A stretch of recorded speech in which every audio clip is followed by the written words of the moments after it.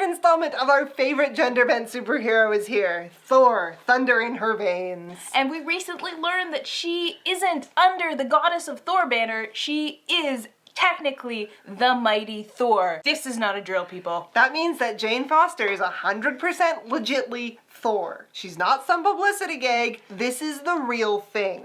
And the previous Thor, you know, the Chris Hemsworth looking beefcake you're used to seeing as Thor, has to go over there and get his own comic book series, which I will be going and picking up as soon as I get the chance. So yeah, as revealed by Volume 2's round of Thor's Are You My Mommy?, Jane Foster, the sickly scientist dying of cancer, is now Thor. She doesn't hesitate to throw herself into the galaxy's growing problems and kick some serious ass, even if it kills her. And it is killing her. Every time she goes for a round of chemo, it puts cancer-fighting poison in her body. But every time she transforms into Thor, the hammer purges her body of the cancer-fighting toxins. Meaning that Jane Foster has no chance of getting better. It's one of the most heartbreaking and twisted situations I've come across in a while. It's probably because Jane is saving the world even though it's killing her that qualifies her for picking up Mjolnir in the first place. It means she's selfless, but also dying. So Jane as Thor will not be stopped. Not by Heimdall, Odin, Loki, Malekith, or anyone else. Not even the cancer. Because of course the galaxy's problems are getting worse. Malekith and Daario's unholy union have hit the homeworld of the Light Elves and is going to spread.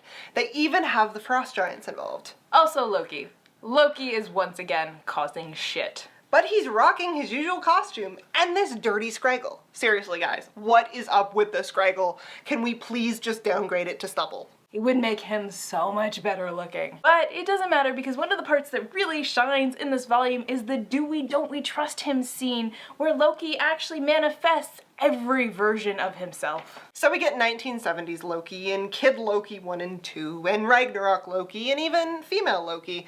And she is one fierce ass lady. I think that if there was ever a Loki that was going to be able to take down Thor, it would be her. There is also a scene where Loki has to prove to his frost giant daddy Dearest that he is worthy to join Malekith's Dark Council. That was a freaking delight. You have Loki being mouthy and sarcastic with these big frost giants. So as a test, Laffy sends his best warriors, the ones he describes as living blizzards, and Loki just fucks with all of them. Turns their brains to mush, and Daddy Frost Giant is like, what are you?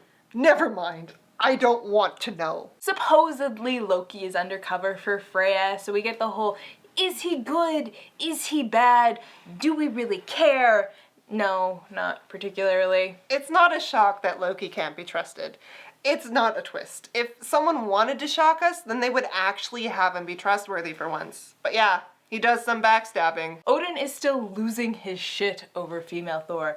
Everybody's like, oh look, a female Thor.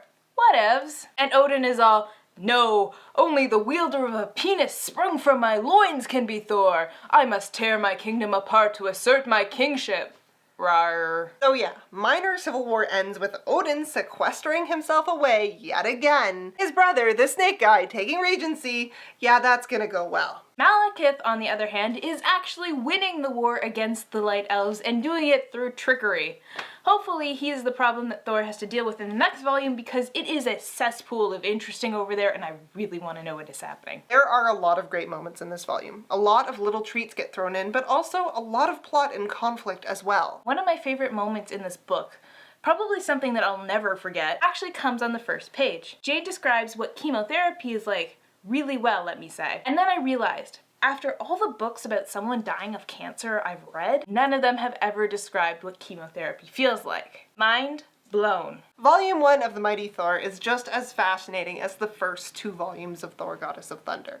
It has great art and solid world building, and if you haven't figured it out by now, there is so much more to these comics than just Thor being a woman. There are some great plots running around and they all fit in very nicely together.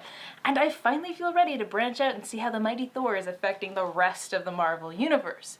And believe me, it is, because we got a very short cameo of Iron Man where Doctor Strange implies that Mr. Stark has been hitting on Our Lady Goddess.